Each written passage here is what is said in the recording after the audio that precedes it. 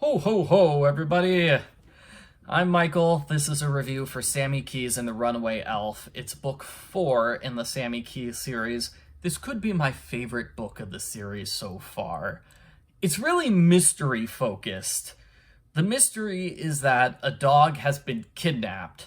A dog ran away. There was a float on a parade with a bunch of dogs. Somebody let cats loose in the audience. All the dogs went crazy and ran away. So the one dog is majorly missing.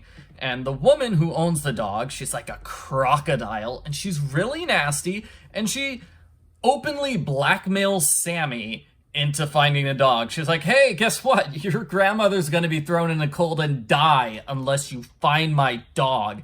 And then a kidnapping ransom note shows up for the dog.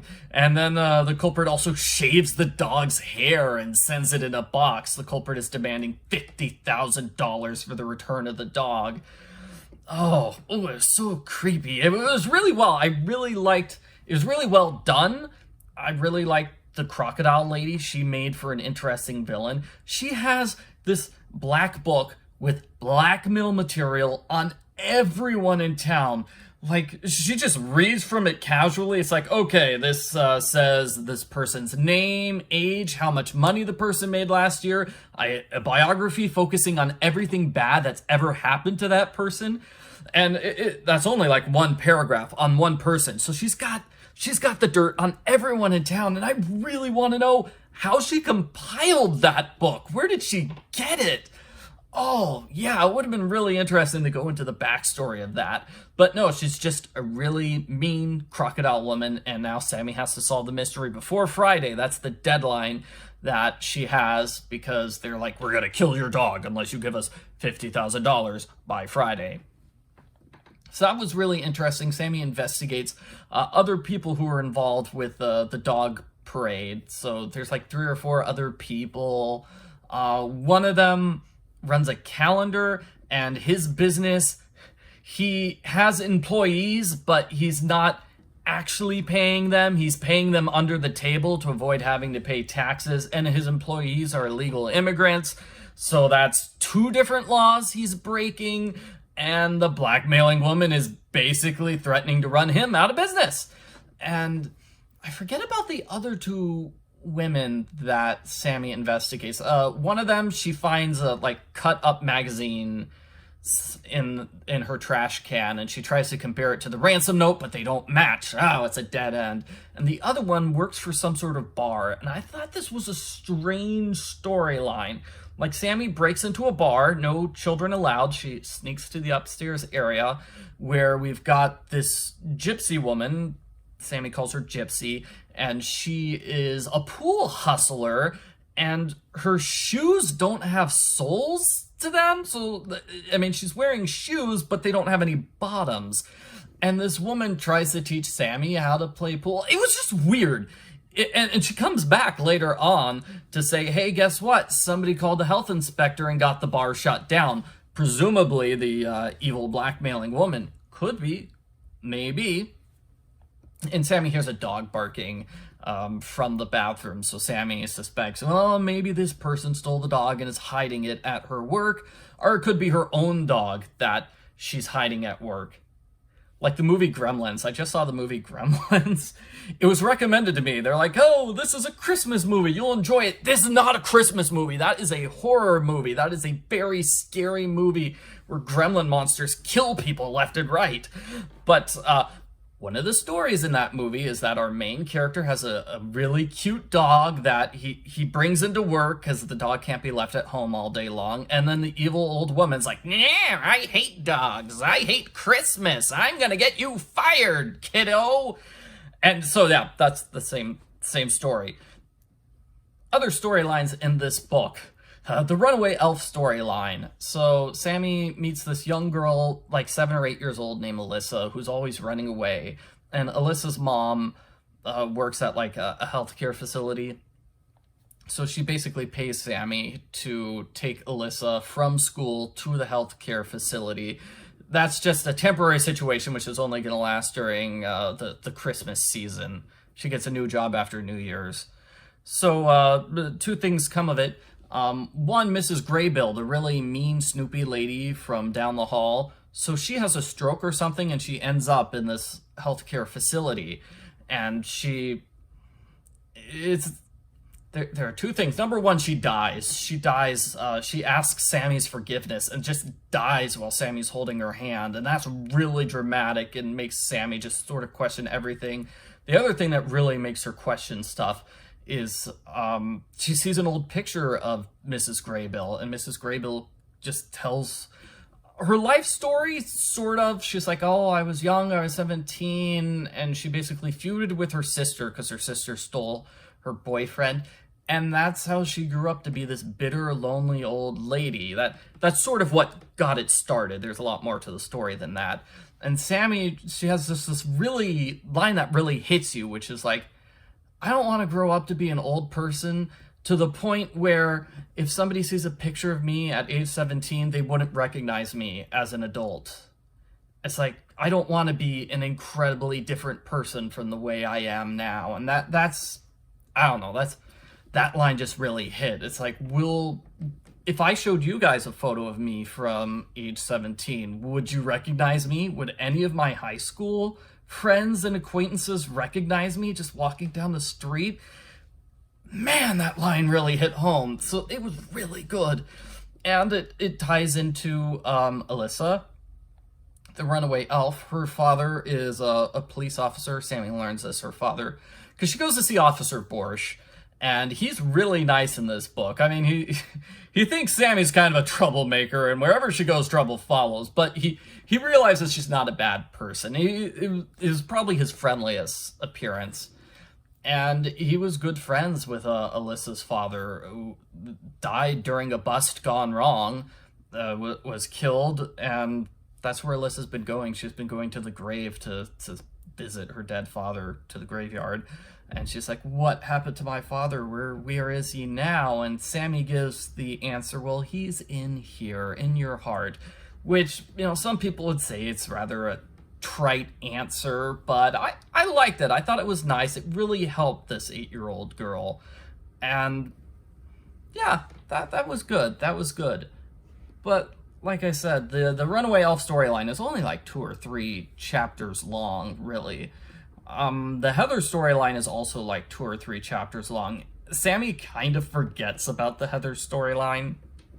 So Heather and her 2 friends are the ones that set cats loose during the parade, which let all the dogs run away. They purposely created pandemonium. And so Sammy, following Hudson's advice, decides to do Edgar Allan Poe's The Telltale Heart. Sort of. What she does is she's really nice to Heather and pretends to really like Heather, and she's always smiling at Heather and being nice to Heather, and then Heather's guilty conscience eats her up. Heather is really freaked out. She thinks, well, that's half of what happens. Like, if you're really following The Telltale Heart, then it would all be Heather's guilty conscience eating her up.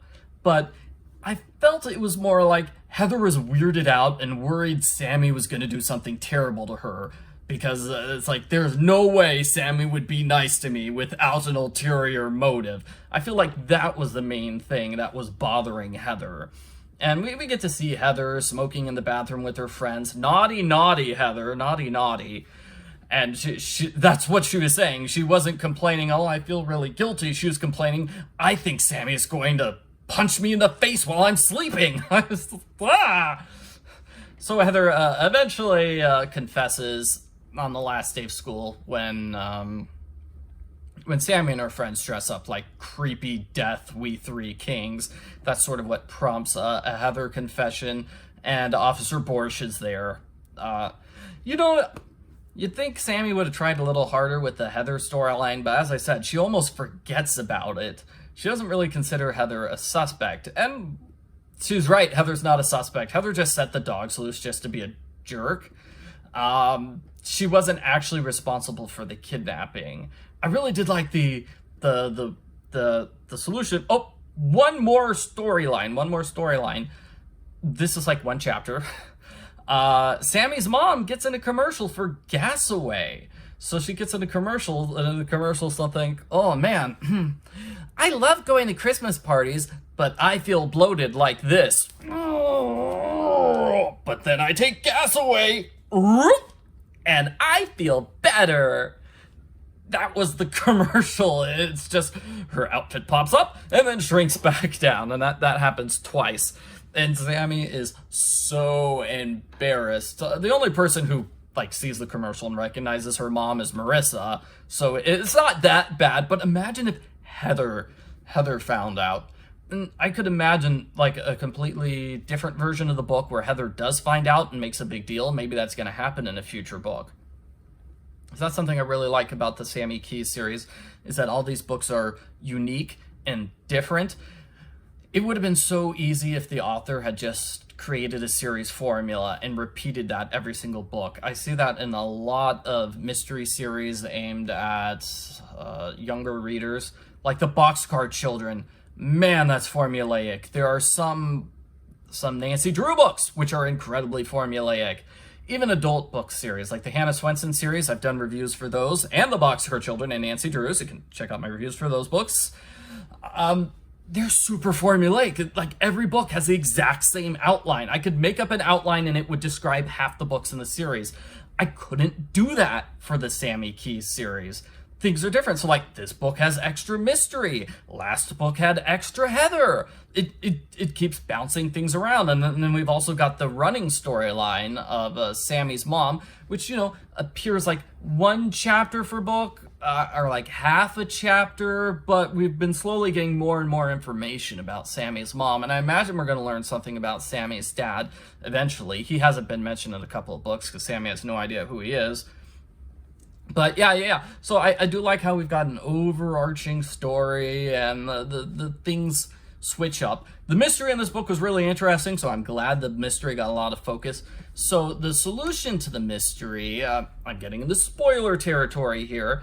Sammy solves the mystery when she sees a picture, and one of her friends took pictures of, and she looks in. One of her friends took pictures of the parade, and she sees in the crowd that someone is holding a video camera. Buddy is holding a video camera. Buddy is the boyfriend of Tina. Tina's the daughter of the crocodile lady. Tina said she recorded the whole float, and that was her alibi. She was recording the parade. Well, her boyfriend was the one who recorded the parade, so he gave her a fake alibi. And yeah, the daughter is the one who kidnapped the dog because she really hates her mom, because her mom is terrible to her, because years ago, she accidentally let her mom's dog out, and the dog got run over by a car, and mom has hated her ever since. And you can see how that thematically ties in to Mrs. Graybill, whereas, she could never forgive her sister for what happened, same way Crocodile Woman could never forgive her daughter for what happened. At the very end, Sammy is realizes, well, I don't want that to be me. I should forgive my mom for what happened, because I don't want to be somebody who hates her for the rest of her life and just grows up to be this old, bitter, mean lady. So I thought that was a really good ending, very thematically done. It's well done, and, it's not anvilicious. It's not like they hit you over the head with an anvil with that moral. It's subtle, and it's good. It's good. That's one of the good things about the Sammy Keyes series. I really like that. And exciting ending where Sammy has to break into the high security house and get the evidence, sneak into the daughter's bedroom. There's a couple of more details there, like the daughter was always signaling the boyfriend by playing with the Christmas tree lights. That was the signal to deliver something from the kidnapper, so she purposely waited until Sammy was there to have information be delivered from the kidnappers. Yeah, so she wanted that delivered while the detective was there. It's very convenient for our detective hero. If that had happened while she was gone, we wouldn't know much about it. That's exactly what happens. So, the kidnapper calls when Sammy's not there, and Sammy can't investigate that at all because she didn't hear the conversation. All she got was a tiny summary. She's like, "Did you record the conversation?" And the crocodile lady's like, "Why would I? How could I do that?" She's like, "You've got an answering machine. Hit the record button." She's like, "You can do that?" Oh man, it's a funny scene, but they probably wouldn't be able to do that if they reprinted the books today, because they don't have answering machines anymore. Although I imagine this old lady is probably somebody who would have an answering machine for the rest of her life and would never have a cell phone. That's the kind of person she strikes me as. Not a whole lot of not a whole lot of Grams or Dot in this book. A little bit of Marissa. Marissa's parents are on a health food kick. That didn't really go anywhere, did it? But it was interesting anyway. Overall, I really like the book. I like the setup with the villain. Sammy has to help the villainous crocodile lady find her dog. It was very satisfying. I did like the ending, especially. Just all these elements of the book came together really well. And you wouldn't think that a Christmas book would have a lot about death, but it's a storyline. There's a lot of death storylines in this book, and that ties into forgiveness, and that does match with the Christmas theme of the book. So that does work. And I think that's it. You know, if you want to be even more literary analysis, you could say, well, Holly is her friend, and Holly is traditionally associated with Christmas. Dive into Holly's role as to that. You could also try to figure out the roles for the various suspects. How do they fit into the overall thematic themes? Because they're also doing bad things too, but they're not the culprits. Anyway, I'm getting off track. Thanks for watching. I hope you liked this review. I really like this book. Bye!